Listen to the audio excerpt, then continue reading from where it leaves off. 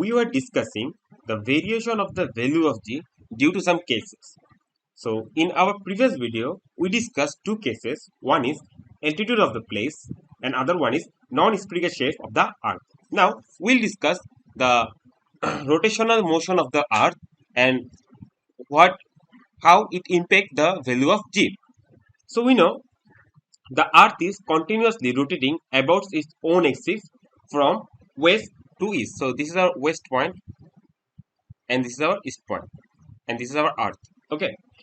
All the bodies on the surface of the earth move along a circular path. Suppose there is a body and this body will move along a circular path like this one. Okay.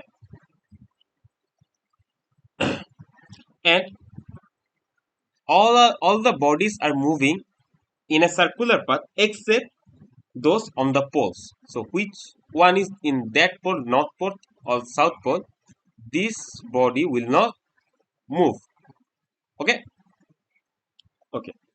And the centers of the circles are on the axis of north to south of the earth, and this is our center of our axis.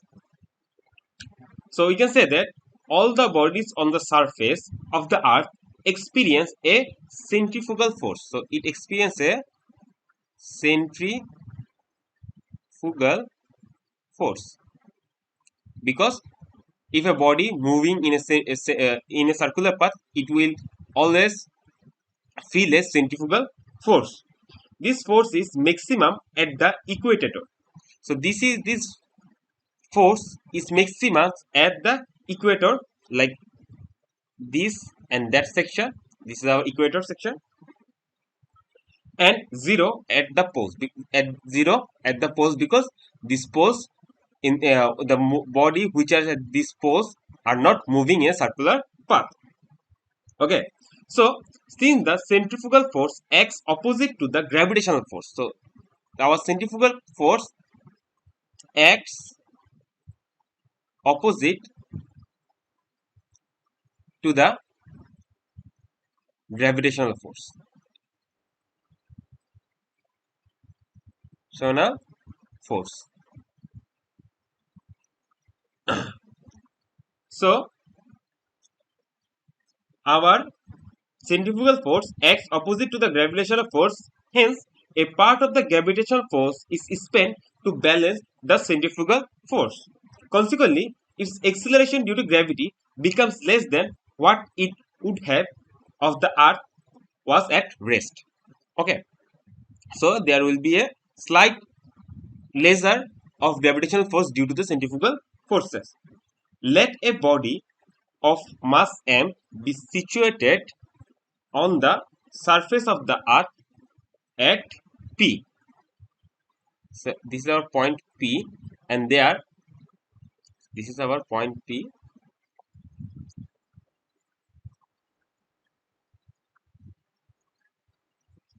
This is our point P where a body of mass m, is situated.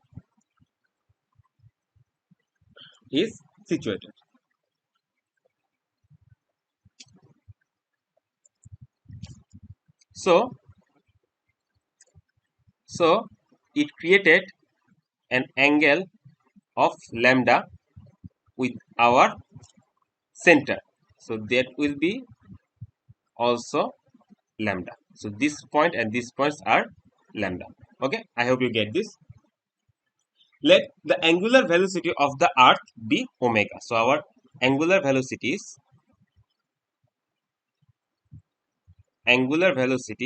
of the earth is omega. Okay. So let a body on the earth's surface rotate with uniform angular velocity. So our velocity is uniform angular velocity around the axis north to south in a circular path of radius r. So if I take this path, this dotted line of green, then if I calculate this radius will be r. So this is radius will be r. Then the centripetal force along the tangent pt, this is our p to t point. So this is our tangent pt. This pt is our tangent. This is t. Then we can say that our centripetal force will be, if I use this force as small f, then we can say that our small f will be m omega square r. M omega square r, and this force is acting in this section, centrifugal force. Okay, this is, we know the force of attraction of the earth, and the force of attraction of the earth is acting on the center, so it acting towards the center, and this formula of F is equals to G m by r square, and this is our, okay,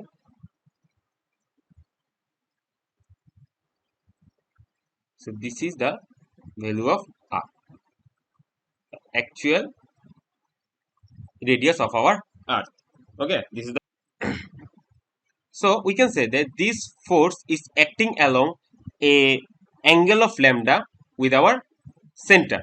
So what will be the value of this P2O point, P2D point? Suppose this is D point. So what will be the value of this PD point? It will be equals to F cos of lambda. So it will be equals to F cos of lambda, because it acts at angle of lambda. It acts at angle of lambda. So the value will be F cos lambda, which is equals to m omega square r cos of lambda. M omega square r cos of lambda. Okay, and if I find out the value of this this r smaller, value of this smaller, then what will be? Then it will be the value of this smaller. If I take the angle, now if I have to find out the value of this r, then as this is lambda, that will also be lambda. Okay, and if I take this, if I take a point r, then from angle OPR, a triangle, from triangle OPR, we find out r equals to r cos of lambda. So instead of r, we can use capital R cos lambda. So we can write this thing as m omega square r cos lambda into cos lambda, or you can just simply write this thing as r cos square lambda, r cos square lambda. Now, as this gravitational force will be lesser due to the centrifugal force, so the resultant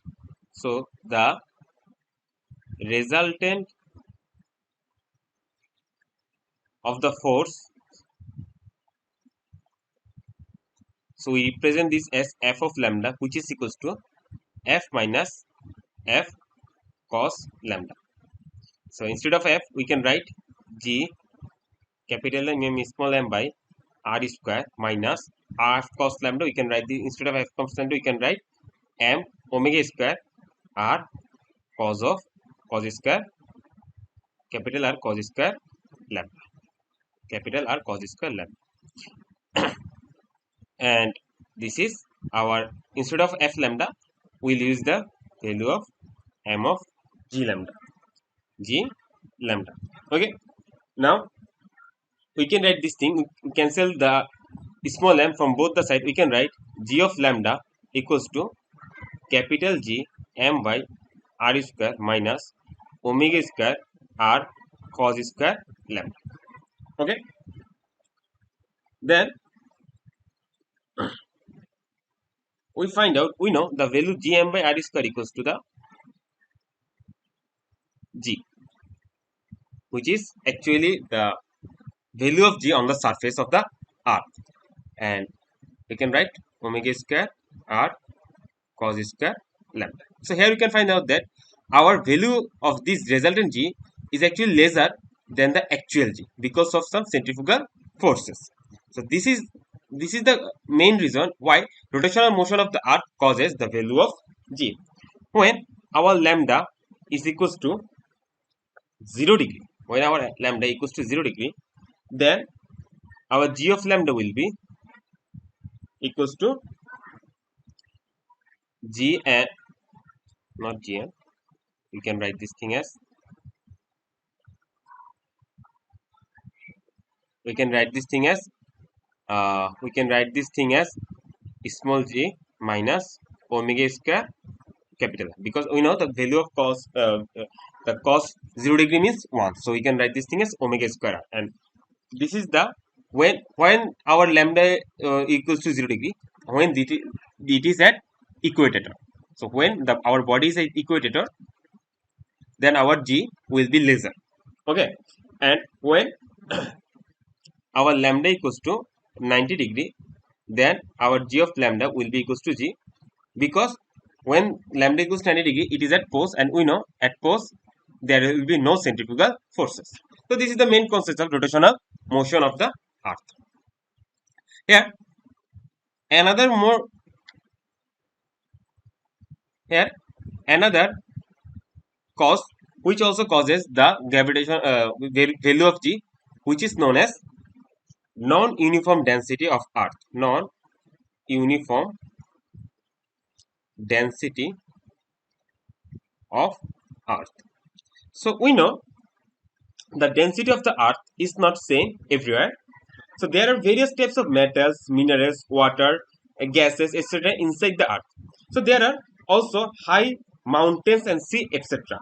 Because of this mass distribution is not uniform, and hence the value of G is affected with the location. So this is the four causes for which our value of G is different for in our different surface of earth, in different height of earth, uh, and the different and for the rotation of earth and the non-uniform density of the earth. So this is the four causes we just described. So from that we can conclude that above the surface of the earth the value of G is decreasing. So the when the body is at certain height from the surface of the earth, the value of G will be decreasing. It says that inside the earth the value of G is decreasing. So when a body is coming inside to our earth, then the value of G will be decreases. It says that the third point is the value of G decreases as one moves from the equator of the poles. We just described in our previous slide. The fourth one is due to the rotation of the earth, the value of G is decreases more in the equator regions compared to that in the poles. The fifth point is at the pole G, our value is 9.832 meter per second square, whereas the equator is 9 point, here will be a point 9.790 meter per second square. 9.790 meter per second square. The sixth point is the value of G above the sea level and 45 degree latitude is taken as the standard value of G, which is 9.81, which is equals to 9.81 meter per second square. And the seventh point is knowing the value of G, we can find the average density of the earth. So if I know the value of G, then we can find out the average value density of the earth. Okay. Now we'll compare gravitational constant versus acceleration due to gravity. So what is gravitational constant? It says that it is a numerical equal to the force of the attraction between two objects, each of the unit mass kept at a unit distance apart. Let us consider the Newton's law of gravitation, which is known as F equals to G G m1 m2 by r square. So if I take the formula of gravitational Newton's law of gravitation, we know the formula is F equals to G m1 m2 by d square. Okay, so if I take unit mass, then m1 equals to m2 equals to 1, and unit distance, then our d will be 1. At that case, our F will be equals to G. So it says that it is a numerical value which is equals to the force of attraction between two objects each of unit mass and a unit distance apart. So this is the value of our G, how we can find out this. And on the other hand, acceleration says that the acceleration produced in a body due to the gravitational attraction is called acceleration due to gravity. It says that its dimension is L cube m inverse 1 t square, and whereas its dimension is L t inverse 2. It is a universal constant. The value of G is a constant for every part of universe, whereas it is variable quantity. We just discussed the variability of our value of G. In the SI unit, the value of capital G is 6.67 in 10 inverse 11 Newton meter square kg inverse 2. Whereas in the SI unit, the value of G on the surface of the earth is 9.81 at 45 degree angle of from the sea level. It is a scalar quantity and it is a vector quantity. This is the difference between these two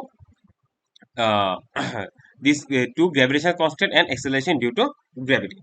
I hope you understand the concept of gravitation and gravity. In our next video, we'll discuss about mass and weight. I hope you understand all the concept why the small g is the value of small g is varied for different places, different height, etc. Please like this video and do subscribe to our channel. Thank you.